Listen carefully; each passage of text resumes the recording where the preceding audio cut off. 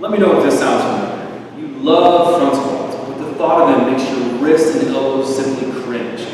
Unfortunately, these moves require an extreme amount of wrist and elbow movement. Stay tuned, as I'm going to show you an alternative to the front rack position so you can still get your front squat game on, but without all that agony.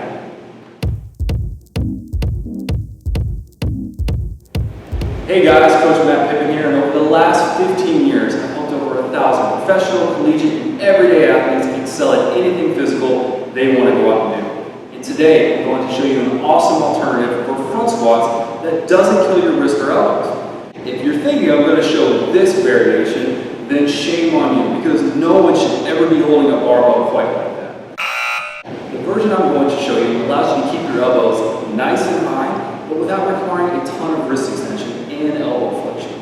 Now all you're going to need is either a pair of towels like I have here, or you can use some lifting straps. Either one's work fine, it just depends on your personal preference.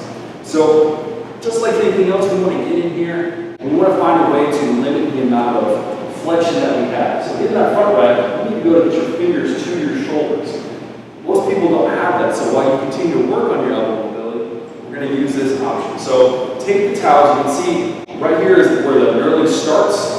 That's usually a good place for people. You're going to put the towel down, and then I'm going to grab with about an inch or two gap here. Same thing on this side. Now, I'm going to squeeze the life out of these towels. From here, I drive up and under, the bar right on my upper shoulders, and I'm going to stand up. And I can walk out from this position. So right now, I'm trying to lift my elbows high and squeeze my elbows in, and I'm also trying to drive my hands up to the ceiling. This is going to get me really locked into this position. And then I'll continue to front squat just like I normally do. But allowing my elbows to stay up is going to help cue me to keep my torso up, which is probably the most important part of doing a front squat. So to recap with this, guys, with the towel, you got the smooth part in the middle, you get right on the edge and the knurling. Start there, get up underneath it. Hands are going to be high. I'm pulling up toward the ceiling with my hands as I'm trying to lift my elbows in and up. Okay, from here, you can just simply program it just like you would any other front squat. So same reps, same sets, everything still applies.